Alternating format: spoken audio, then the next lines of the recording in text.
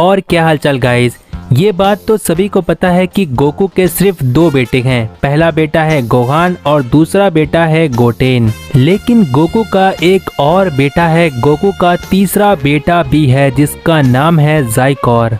और ये ज़ाइकोर अपने फादर गोकू से मिलने के बाद कहता है कि मैं अपने फादर गोकू को मारने के लिए आया हूँ। और ज़ाइकोर ये दावा भी करता है कि वो पूरे मल्टीवर्स का सबसे स्ट्रॉन्गेस्ट सेयन है। और गाइज ये वीडियो जो है ड्रैगन बॉल AF की ड्रैगन बॉल की आखिरी एपिसोड वाली स्टोरी की वीडियो है, या कह सकते हो ड्रैगन बॉल का आखिरी एपिसोड, ड्रैगन बॉल का पूरी तरह से एंड। यहाँ तक कि ये भी कह सकते हो कि ड्रैगन बॉल का आखिरी दिन। मैं ऐसा इसीलिए कह रहा हूँ क्योंकि ये जो ज़ाइकोर की स्टोरी है ये बू सागा, सेल सागा, जितनी भी सागा आ सकती थी उन सभी के बाद की ये स्टोरी है, जिसे हम ड्रैगन बॉल का आखिरी सागा भी कह सकते हैं। मैं कहता हूँ इस वीडियो को एंड तक देखो, बहुत मजा आएगा। तो गाइज यहाँ से वीडियो एंड तक देखो और मुझे कमेंट करके जरूर बताना कि तुम्हें ये स्टोरी कैसी लगी। तो वीडियो शुरू करते हैं। तो यहाँ पर सबसे पहली बात यह है कि ज़ाइकोर आया कहाँ से,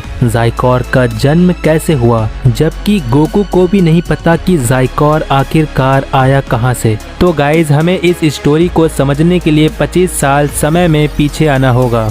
तो ये बात तब की है जब गोकू और फ्रीजा के बीच में पहली बार फाइट हो रही थी और गोकू ने अपनी पूरी जिंदगी में पहली बार सुपर सैयन फॉर्म जैसी ताकत को हासिल किया था। और गोकू और फ्रीजा के बीच में ये फाइट नैमेक प्लेनेट पर हो रही थी और उस वक्त नैमेक प्लेनेट पर फ्रीजा और गोकू के अलावा और कोई भी नहीं था, क्योंकि नैमेक प्लेनेट पूरी तरह से डिस्ट्रॉय होने वाला था। उसके पहले गोहान, पिक्लो, क्रिलेन, वेजिटा, वहां से हर कोई जा चुका था। लेकिन एक सेकंड, क्रिलेन तो फ्रीजा के हाथों मर चुका था। तो मेरा कहने का मतलब ये है कि बाकी सभी लोग जो बचे थे वहाँ पर सब अर्थ पर चले जाते हैं। तो फिर गोकू और फ्रीजा के बीच में फाइट की वजह से पूरा नैमेक प्लेनेट डिस्ट्रॉय होने वाला था और फ्रीजा की हालत नैमेक प्लेनेट पर इतनी ज़्यादा बेकार हो जाती है कि वो नैमेक प्लेनेट को छोड़कर कहीं जा भी नहीं सकता था। और फिर नैमेक प्लेनेट पूरी तरह से डिस्ट्रॉय होने वाला था, लेकिन गोकू जैसे तैसे स्पेस पोर्ट में बैठकर वहां से निकल जाता है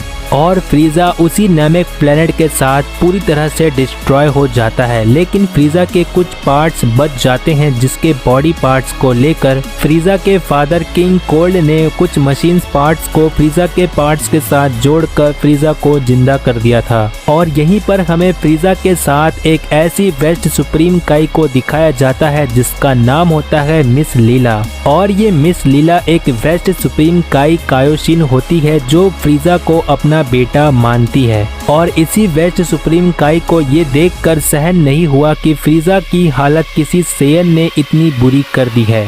और फ्रीजा की ऐसी हालत होने की वजह से वेस्ट सुप्रीम काई की बहुत ज़्यादा उस वक्त बेइज्जती हुई थी। और ये बेइज्जती वेस्ट सुप्रीम काई को बिल्कुल सहन नहीं हुई थी, जिसकी वजह से वेस्ट सुप्रीम काई ने ये ठान लिया था कि वो गोकू को खत्म करके रहेगी। और जैसा कि मैंने बताया था कि प्लैनेट नैमेक डिस्ट्रॉय होने की वजह से गोकू एक स्पेस पॉड में बैठकर कहीं स्पेस में निकल जाता है और गोकू उस स्पेस पॉड में बैठकर यार्ड्राट प्लैनेट पर उतरता है। और गोकू यार्ड्राट प्लैनेट पर आ चुका है, ये बात वेस्ट सुप्रीम काई मिस लीला जो कि एक कायोशिन है उसको पता चल जाता है। और फिर गोकू यार्ड्राट प्लैनेट पर कुछ समय के लिए रुकता है, जहां पर वो यार्ड्राट के लोगों से इंस्टेंट ट्रांसमिशन जैसी टेक्निक को सीख पाता है। और गोकू यार्ड्राट प्लैनेट पर बहुत सारी टेक्निक्स को सीख रहा होता है कि तभी फ्रीजा की जो मॉम होती है वेस्ट सुप्रीम काई मिस लीला गोकू से मिलती है। और गोकू से मिलने के बाद वो मिस लीला अपने आप को बहुत ही अच्छा बताती है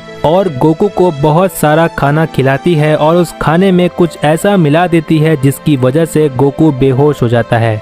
और फिर गोकू के बेहोश हो जाने के बाद वेस्ट सुप्रीम काई जो कि फ्रीजा की मॉम होती है, गोकू के गले पर एक कट लगाकर गोकू का DNA चोरी कर लेती है। और गोकू इस तरह से बेहोश होता है कि उसको कुछ भी पता नहीं चलता है और वेस्ट सुप्रीम काई गोकू के DNA को लेकर वहां से चले जाती है। और वैसे भी गोकू का यार्ड्राट प्लैनेट पर वो आखिरी दिन होता है, क्योंकि इसी दिन गोकू अपने अर्थ पर जाने के लिए तैयारी कर रहा था। और फिर हम देखते हैं कि जब गोकू को होश आता है तो उसे कुछ भी समझ नहीं आता है कि उसके साथ क्या हुआ था। गोकू सारी बातों को इग्नोर कर देता है, लेकिन गोकू को कहीं न कहीं बहुत सारी बातों का डाउट भी हो रहा था। लेकिन उसी दिन गोकू याड्राट के लोगों को अपना आखिरी बाय करता है और इंस्टेंट ट्रांसमिशन की मदद से अर्थ पर चला जाता है। और अर्थ पर जाने के बाद वो गोहान को याड्राट की सारी बातें बताता है, जहां पर गोकू ये बात बताता है कि उसको याड्राट प्लेनेट पर एक मिस लीला नाम की सुप्रीम काई मिली थी जो उसका बहुत ही ख्याल रख रही थी। लेकिन आगे गोहान से गोकू ये भी कहता है कि वो खाने के बाद बेहोश हो गया था और उठने के बाद उसने अपने गले पर एक कट देखा था। लेकिन इसके बाद क्या हुआ गोकू को कुछ भी याद नहीं रहता है। ये सारी बातें इस तरह से गोहान को गोकू बता देता है। और गाइज इसके आगे का तुम्हें पता होगा, जहां पर याड्राट प्लैनेट से आने के बाद गोकू से फ्यूचर टाइमलाइन का ट्रंक्स मिलने के लिए आता है,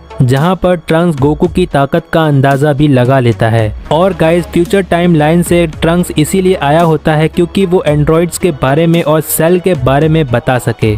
बहुत जल्दी एंड्रॉइड्स आने वाले हैं जो पूरे अर्थ को खत्म कर देंगे, इसीलिए वो चेतावनी देने आता है और साथ ही गोकू को हर्ट वायरस की दवा भी देकर जाता है। और फिर जब ट्रंक गोकू को हर्ट वायरस की दवा देकर जाने वाला होता है तो फ्रीजा भी उसी वक्त अर्थ पर आ जाता है, लेकिन ट्रंक्स जाते जाते फ्रीजा के बहुत सारे टुकड़े कर देता है और फ्रीजा को हमेशा के लिए खत्म कर देता है। और फिर जब ट्रंक्स फ्रीजा को वहां से खत्म करके चला जाता है तो हमें वेस्ट सुप्रीम काई को दिखाया जाता है। और फिर वेस्ट सुप्रीम काई का ये मकसद बन जाता है कि वो सभी सेयंस को खत्म करके ही मानेगी। और गाइज अब ये जानने का वक्त आ चुका है कि वेस्ट सुप्रीम काई इतनी ज्यादा बुरी क्यों है, क्योंकि वेस्ट सुप्रीम काई तो एक गॉड है जो कि गॉड का दर्जा दिया जाता है। एक समय था कि वेस्ट सुप्रीम काई दिल की बहुत साफ और अच्छी थी, तो फिर ये वेस्ट सुप्रीम काई फ्रीजा की इतनी मदद क्यों करती है और फ्रीजा को अपना बेटा क्यों मानती है और वो इतना ज्यादा बुरा कैसे बन सकती है।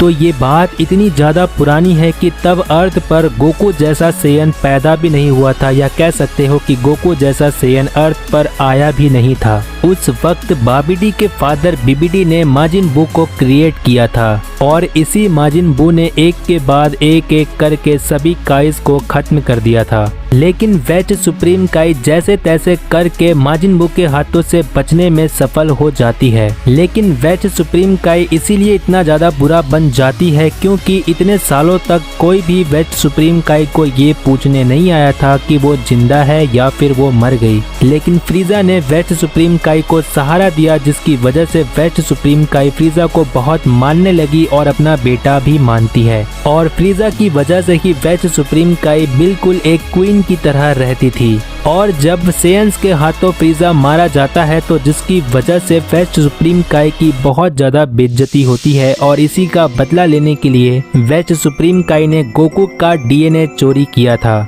और गाइज इसके बाद टोटल 25 साल के बाद जब सेल सागा, माजिन सागा सब कुछ फिनिश हो जाता है, तब 25 साल पहले जो वेस्ट सुप्रीम काई ने गोकू का डीएनए चोरी किया था, उस डीएनए में अपना डीएनए मिलाकर लेबोरेटरी में ज़ाइकॉर को क्रिएट किया था, या कह सकते हो कि ज़ाइकॉर का जन्म हुआ था। और 25 साल बाद जब ज़ाइकॉर अपने फादर गोकू के सामने आता है तो वो इसीलिए इतना ज़्यादा स्ट्रॉन्ग होता है क्योंकि ज़ाइकॉर गोकू का बेटा होने के साथ साथ वो एक वेस्ट सुप्रीम काई का भी बेटा होता है।